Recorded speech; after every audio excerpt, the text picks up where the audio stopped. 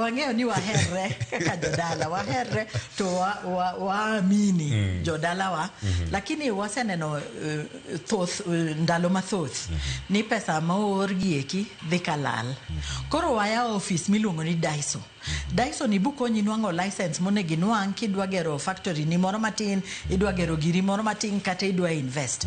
Kata kidwa investments miluongo ni silent investments kaka shares, kaka treasury bills, to wanyalo konyi mondo inyiew piyo. To bende ne waseyao platform ma jo diaspora mondo ginyiew gigieki kendgi.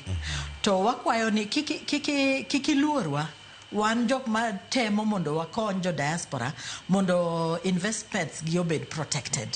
Watemo mondo wakony gi mondo gi odhi nyime maber to dhi eyo maber bende mondo ginwang mwandu magidwaro no eyo mayot.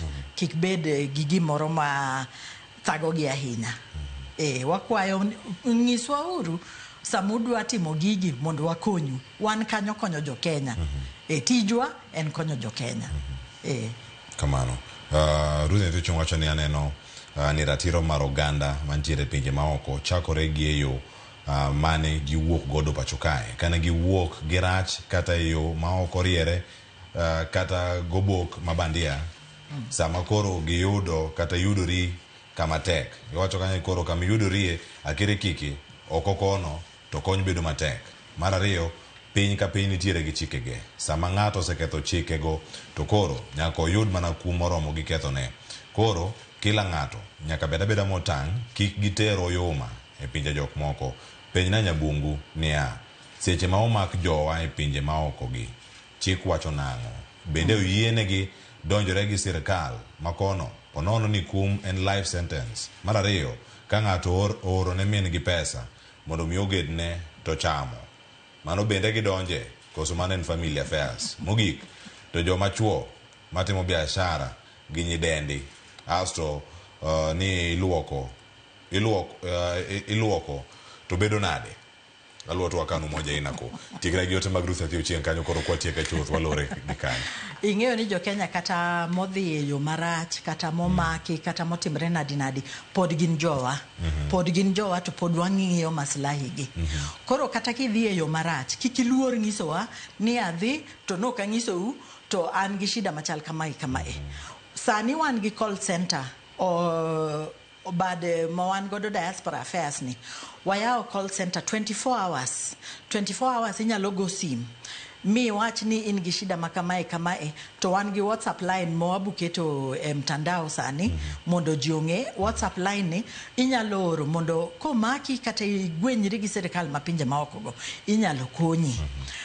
Ka in gi life sentence to ing'e ni sirkal bende loso ga sirkal gi sirkal. Seche moko life sentence no nyalo bedo commuted.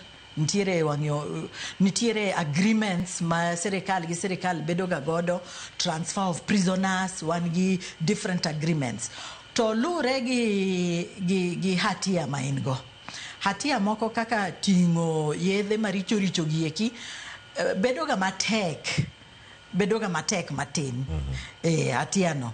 To family affair ka ng'ato ioro ne mama ni pesa gimomiyo sani waya office ni Daiso mondo wakonyu nikech mano to family affair. Pero kawado iwacho ni ko orto chamo mano chama mano mambo emo chamo gimo chamo boko lal to koro tigo apis machielo mar Daiso mar mondo mi chop kar kacha.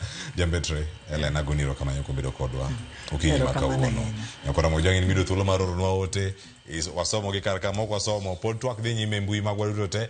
Aneno ka twak makamano bende nitiere mbui mano mar diaspora affairs osekete kacha. Goluru paro ma untiere gon mar mondo mi wapuonjre kendo wagolo dok eitwa ka unantiere kae kod ambassador Elena Diambo Gishui kane watwak achiel kotere kod ratiro